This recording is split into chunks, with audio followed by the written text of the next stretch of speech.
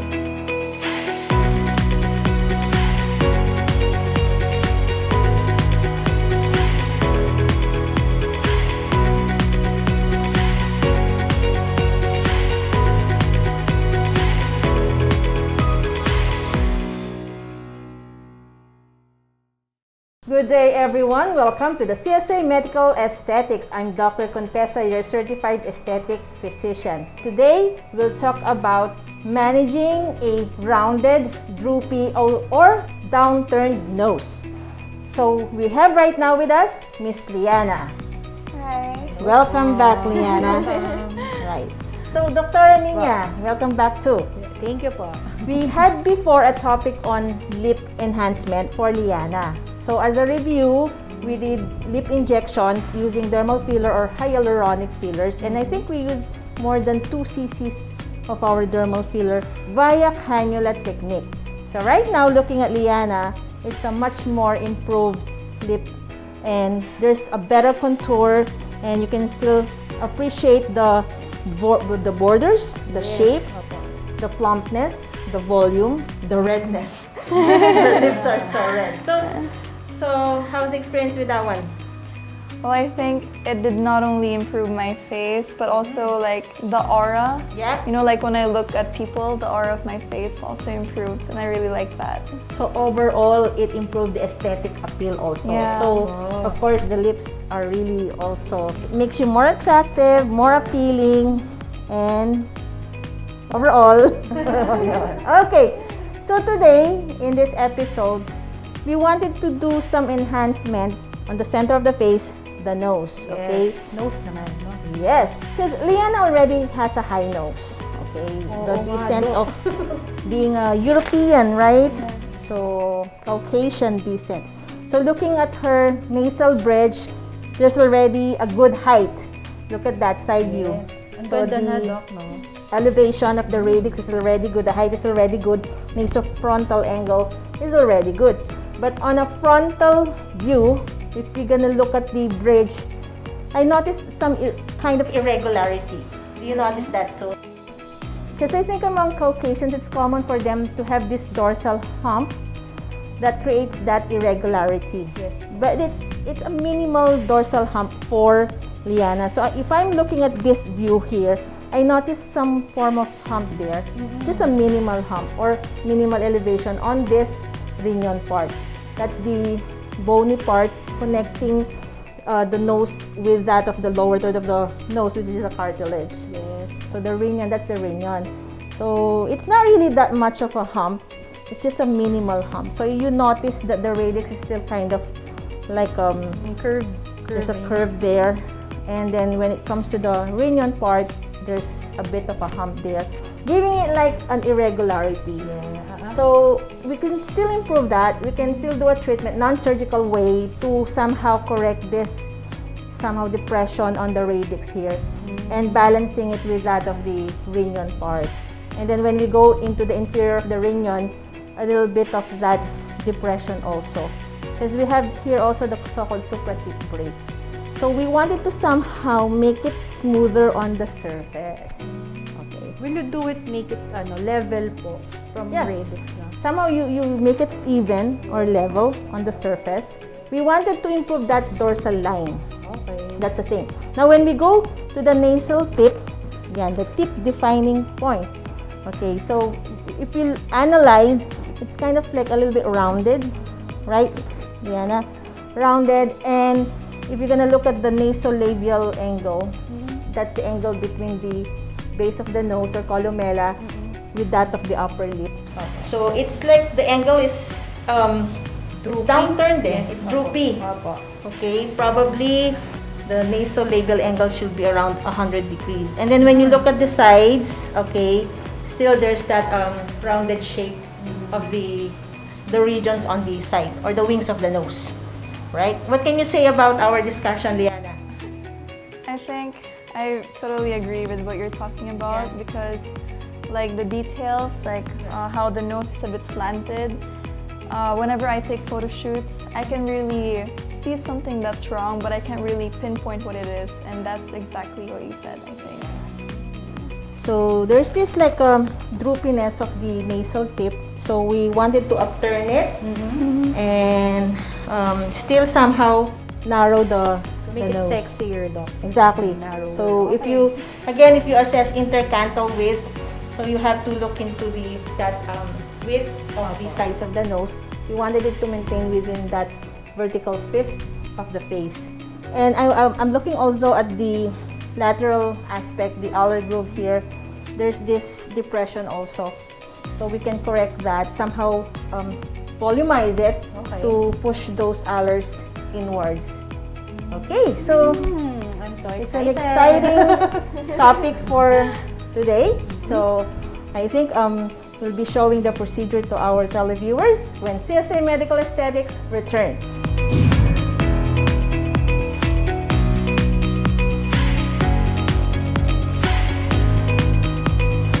And we're back mga ka-CSA. So we are now at the part of showing you the actual procedure for a non-surgical nose enhancement for Liana. So again, as a review, the concern is the low radix here. Not really that low, it's minimally lower, just a depression because of the dorsal hump and a little bit of the supratip break. We wanted to fill in these depressions here, and also I want to fill in the alar groove here. It's so deep to also give that narrowing effect on our base of the nose. And then looking at the rounded tip and this droopy or downturned or less of a rotation.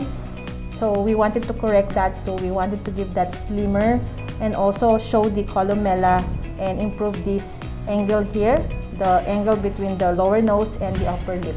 So that's our goal.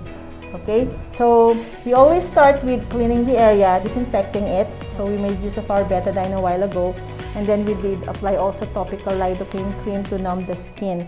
And we can also inject our lidocaine at the infratip for our entry point, because we'll be using a combination filler and the threads. With the nose technique for enhancement, you can do a combination of needle or cannula.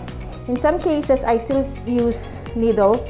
Like for example, we just wanted to fill in certain depressions. Okay, because Liana already has a high nose. So we just wanted to somehow correct any irregularities or make it go into a right proportion. So we wanted to balance everything. We wanted to make it more appealing. Okay. So I can start with the injection into the radix. Now if you use needle for your hyaluronic dermal filler into the nose, make sure you go into the deepest anatomical plane for safety reasons. Okay. We wanted to avoid any injury to the blood vessels in the middle layer of the nose, in the soft tissue layer of the nose. So I can pinch the radix portion, and I have a needle here with the filler. So I have to just go into the deepest portion, okay? Okay, there you go. So I can feel already the top of the bone. So I still do an aspiration and then few seconds. And then I can already push slowly our dermal filler. And the good thing with the dermal filler, it also has a lidocaine with it. So you still numb the region. How do you feel, Liana? It's okay. Yeah, it's okay. So just a small amount of this one, not really overfilling the area, because we just wanted to maintain that good nasofrontal angle. So I think I just used like 0.2 something. Yeah, small amount only. So once you have that filler there, I can also inject into a little bit into the super tip break. So the super tip break region here, there's a minimal indentation there and a little bit of aspiration, and then push again there. Okay, like probably around 0.1 only. Okay, now I've mentioned a while ago that I wanted to also correct this deep color groove here, so I can still use my dermal filler to correct that. So injecting into this lateral aspect. Okay, just a little bit of discomfort there, and then okay, pushing a bit. So in the piriform fossa. So minimal amount here. So take note, you should be on top of the bone or the so-called piriform fossa there. So we have to really go deep here, because we know at the superficial layer we have some vessels there, like the angular artery from your facial artery. Just a minimal amount. Okay? Yeah. So there's an instant lift of that one. And let's correct the other side. So it's also going to correct her nasolabial fold. So on this lateral aspect, inhale, exhale. Yeah. Okay, going deep, and then a little bit aspiration there, and then you're gonna push. Again, you really have to stay in that deepest portion of this piriform fossa. Okay, just minimal amount here, just the right amount to increase the volume in this section. We did fill in the radix part, the minimal depression there, the minimal depression on the super tip break, and also on the alar grooves. And we can also inject into the base here, the caudal portion, like below the columella, to also help upturn the nasal tip. Okay, so I'm just gonna pinch the tip of the nose, and then just a tiny needle to insert into this area here. Okay, I'm just gonna be pinching the nasal tip to somehow distract you of the needle being inserted. Okay, then again I still aspirate and then slowly push, because I'm reaching the anterior nasal spine. It's like on the maxilla bone. Just a push of the filler, slow push, so we're not in a hurry. Okay. So I have here, I think this is a gauge 27 needle, correct? Mm-hmm. So we have a high G prime dermal filler, and we have to be on top of the nasal bone, or nasal spine rather. On top of the anterior nasal spine. So in this section, you can fill in with 0.2 to 0.3 mil of your filler. So actually, there's an instant lift already. So we wanted to elevate the columella. So among Caucasians, they have this elevated anterior nasal spine. Among Asians, actually, the nasal spine is flat. So we wanted to fill in with some high G prime dermal filler, a very viscous or thick dermal filler, to push the columella and the nasal tip upwards. It's like you're gonna over rotate it, or rotate it upwards like that, or tilt it upwards like that. Actually, I can see already some elevation already here, or upturning. There's an instant upturning already. Yes. So with the filler, we can already see an instant result. Okay, so I noticed also the upturning already. Yes, okay. I think there's a photo being shown that there's an instant result with the filler, the dermal filler.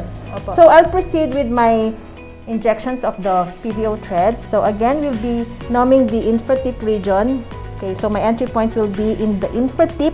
So I have my lidocaine here and then a tiny injection of my lidocaine. And then after this, we're gonna have our puncture point. Okay, actually the dermal filler also has lidocaine with it. So Liana will be feeling some numbness on the upper lip region, so that's normal, but that is very temporary, so the numbness will also clear in a little while. So my entry point infratip, so this is for the correction of the irregularity on the dorsum of the nose. So I'll make a single puncture there, and then I have a PDO thread here. So the length of this is like around 80mm length. So they have different lengths. Some threads are 70, some 80, some 90. Mostly among Filipinos, I use 70 to 80. Okay, so for Liana, I can use 80. So for Caucasians, 80 to 90. The main reason I use different length of the thread is because I want to avoid threads coming out in the entry point. So we don't want anything that's exiting or you can see at the puncture point. Otherwise, it's not gonna heal. So I'm gonna grasp the nasal tissue like this and push or glide our PDO thread. So you notice the PDO thread is loaded in your cannula. Okay. So actually there's a dermal filler, and the good thing with the dermal filler is it has given that numbing effect already. So there are cases, because I use a long thread here, there are cases that you can see some PDO threads coming out, and you can just cut that or remove that. So this is my second. I'll be using minimal number of threads for Liana because she has a high nose already. So some resistance. Usually you feel the resistance in the rhinion part. Okay, the anatomical plane, again, you have to stay supraperiosteal and supraperichondrial. Okay, some resistance, that's expected. Okay. So twitch a little bit, so it's gonna just glide. And the fourth one, so I'll just be using 4 PDO threads for Liana. Then after that, we can proceed to the tip columella projection. So I'll use again my gauge 19 needle to puncture my entry point. So I use another puncture area just to make sure that the PDO threads will stay in the intercrural space. So we know we have the cartilage here, the lower cartilage, the medial crura cartilage there. So there's a space actually, so we want it to stay in that space. Okay, I'm just gliding it towards that space into the anterior nasal spine. So I can use another PDO thread. So my cannula is gauge 19 and the length of the cannula is 38mm with a 40mm length of PDO thread. Okay, so just grasp the columella to make sure that your thread is within that space, because there will be cases wherein your cannula might pierce the wall of the columella, so it might exit. So to avoid that, grasp your columella. So we can use as much as 3 to 5 PDO threads here to fill in that space, okay, towards again the anterior nasal spine. So I can still add more because the goal is to upturn the tip, narrow the tip, and the PDO threads are collagen stimulators, and at the same time they had been found out to reduce some of the fatty tissues, or they have a lipolytic effect. So if we have thick fatty tissues in our nose region, our PDO threads can help in reducing that too. Okay. So we can check. So I can already notice the elevation or projection of the nasal tip and columella. So you'll expect some bleeding here because We have a lot of micro vessels anastomosing here. So vessels from the dorsal nasal, lateral nasal, columellar branches, and alar branches. Okay, so we did the filler, we did the PDO threads, and we'll add also the injection of our botulinum toxin to still relax the alar muscles and also to target the depressor muscle here, depressor nasi septi muscle here, so that it's not pulling the tip downwards. Okay, we can inject as much as 4 units there. So since this is still numb, I'll just be injecting towards the columellar region. And then you can inject as much as 4 units there. Okay, there you go. Still okay? And then since we also did alar tox, right? That was about 9 months ago. We can add already right now your next injection of your alar tox. So the alar region, so it doesn't really widen. So when you smile, there's no alar flaring. Okay? To target the muscle here. So just a little bit of our solution there. This is like an injection with that much of discomfort. I did this on myself too, and I realized that it's really not comfortable to do this on your own nose.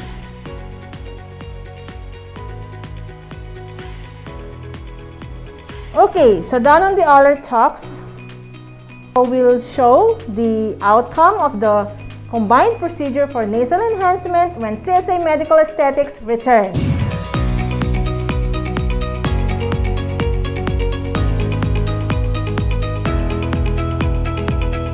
And we're back mga ka-CSA, so we will now show the result to Liana. So let's Here's have the our mirror. magic mirror. Yeah. Ayan. Wow. How is it? It's really nice. Right. I can see like the line. It's very perfect. Yeah, from beautiful Wow. nose to a more beautiful, Beautiful nose, nose, yes. right? Very nice. And then the tip is upturned already, no? Yan. You see Hindi na siya instant nakayuko. result. Yes po. Wow. Opo. This is Instant, crazy. natural result. Okay. And We injected botox, doc, di ba? So after 2 Yes. weeks, talagang liliit siya. it will still be narrower in Opo, 2 weeks' yes. time Opo. because we did the injection, the alar tox, Yes po. and also the depressor septi muscle here Yes. for it to further upturn. Opo. Okay. Ganda. So we achieve our goals of non-surgical nose enhancement. It's not altering the look of Liana, it's more in enhancing what she has already.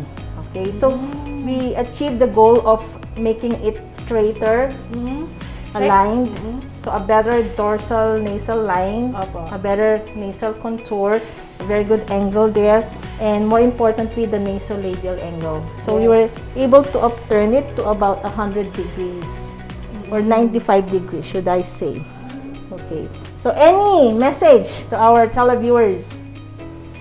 Well, I have to say, if the most painful one out of everything that Doctora did to me today is only the alar tox, but everything else, you won't feel anything, and the results are all worth it in the end.